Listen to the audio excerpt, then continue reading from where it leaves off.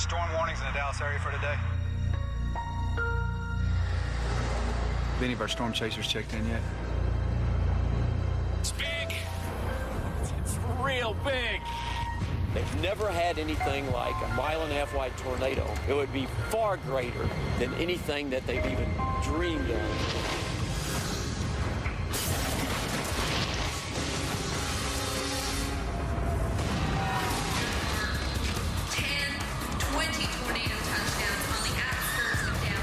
See that big supercell? Mom! The tornado was 1.5 miles wide and completely engulfing Dallas.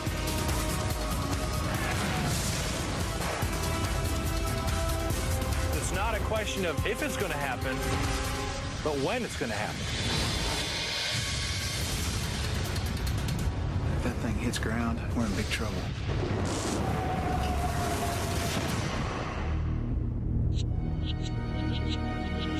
The city of Dallas rises tall and defiant, right beside the convergence point of two massive weather systems.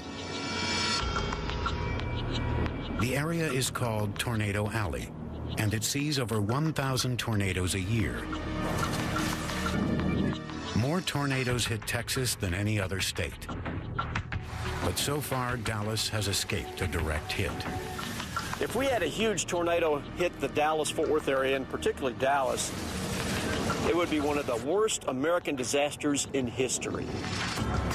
The fastest tornado winds ever recorded were in Bridge Creek, Oklahoma in 1999.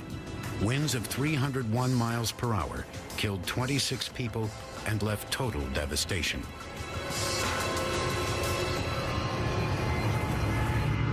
But experts say that tornadoes can and will get worse. It's only a matter of time before conditions spawn a super tornado, one that is bigger, faster, and packs higher wind speeds than any before it.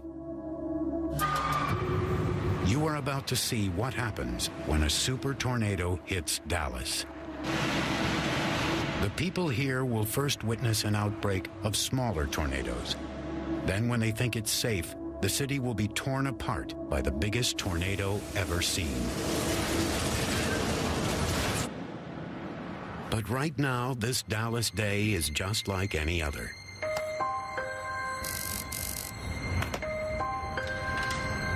Toby, I'm tired of telling you, son. Let's go. Stop yelling at me! I'm not yelling. It is thought that the heat wave from the south could cause temperatures to soar as high as a century mark. The weather on the day of the super tornado will start beautiful and clear. In the morning, the sun will shine. And by afternoon, there will still be little warning that Mother Nature is on the warpath.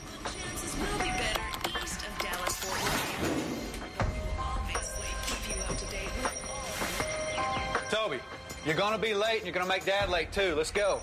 Hold on, just let me get my ball.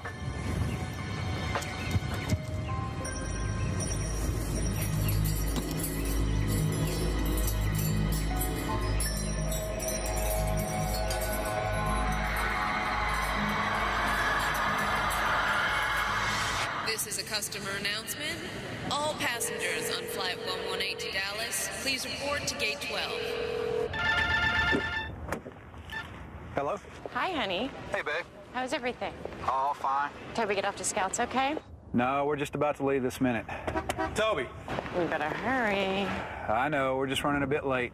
I'm gonna tell him I might be late picking him up, okay? My flight's not in yet. Really? What's the problem? Some storm out west.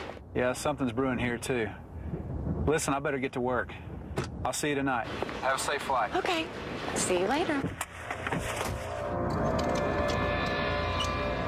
The first sign that Dallas is in line for extreme weather comes from a small patch of darkening clouds in an otherwise clear sky.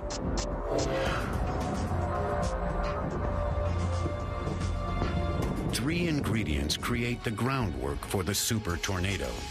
First is warm, moist air pushing up from the Gulf of Mexico. Second is a blast of dry air rushing in from the Rockies. The zone at which they meet is called the dry line. The air on this boundary becomes unstable and starts to lift upwards, quickly creating a thunderstorm.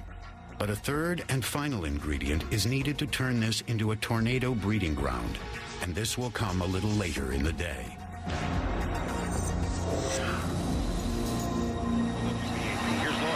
Even in the early stages of an approaching storm, there are signs that things could get worse. The back of the tollway, south of the tollway is Park Boulevard up in Plano. Whatever that's called, but it's still heavy. She moved down from Spring Street. Northbound 75 Central Express. Dad, what is that? I'm not sure. As you move up from Richardson, that injury collision in the two left lanes. Heavy back beyond Beltline, southbound Wall.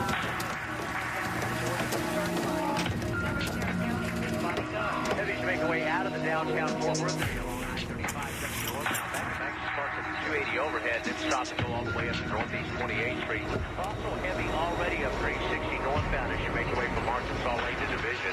I'm Monty Cook on the traffic leader, News Talk 820 WBA. This doesn't happen very often, but usually it has been a water spout, which is a tornado in water that's produced fish falling from the sky.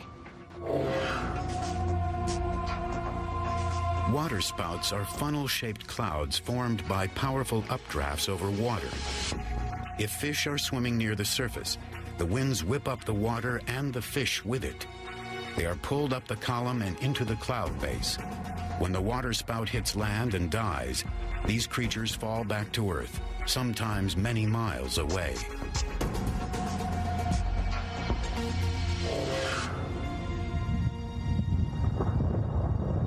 As the day goes on, small thunderstorms begin to grow, pumped up by hot, moist air from an extreme heat wave in Mexico. With a constant supply of fuel, the storms billow upwards and spread out. High-altitude winds begin moving them east toward Dallas. But 30 miles away in the city, there is only one small clue. The wind is picking up. Have fun, Toby. Mom will be here to get you in about an hour. Okay.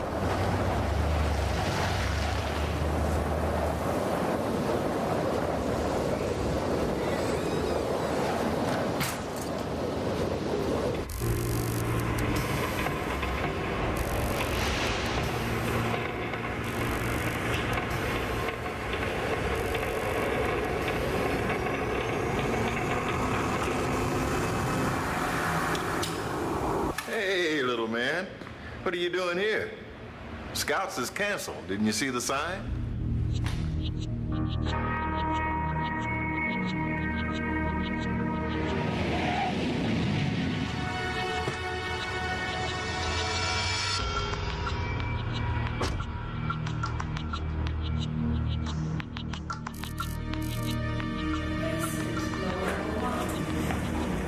The emergency management team, the mayor's office, and emergency services are all based at City Hall.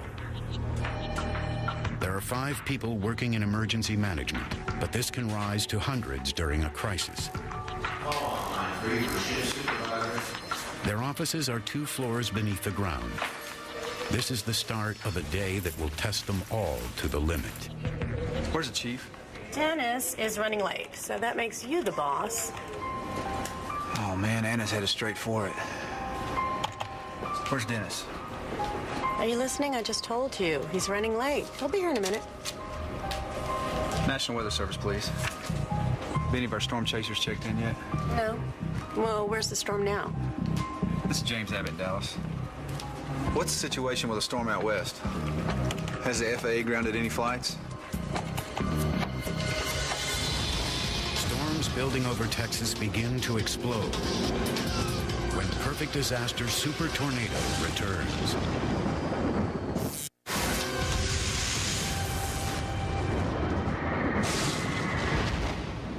We should be landing in Dallas very soon.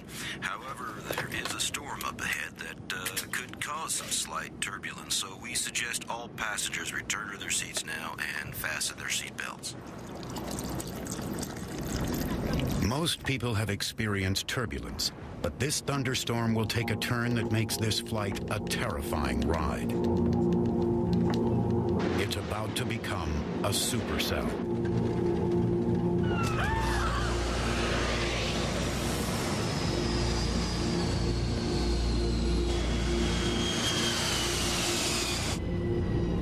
A supercell thunderstorm is rather rare, and unlike normal thunderstorms, a supercell has a lot of rotation within it. It's anywhere from 3 to 4, maybe 5 miles in diameter.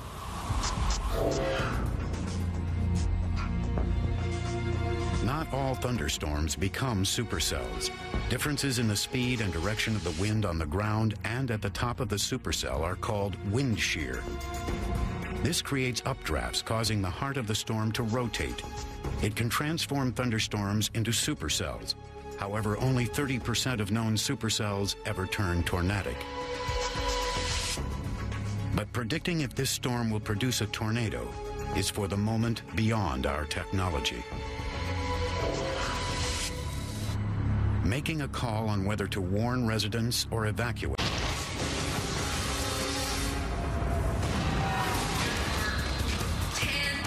20 tornado touchdowns on the outskirts of Dallas. See that big supercell?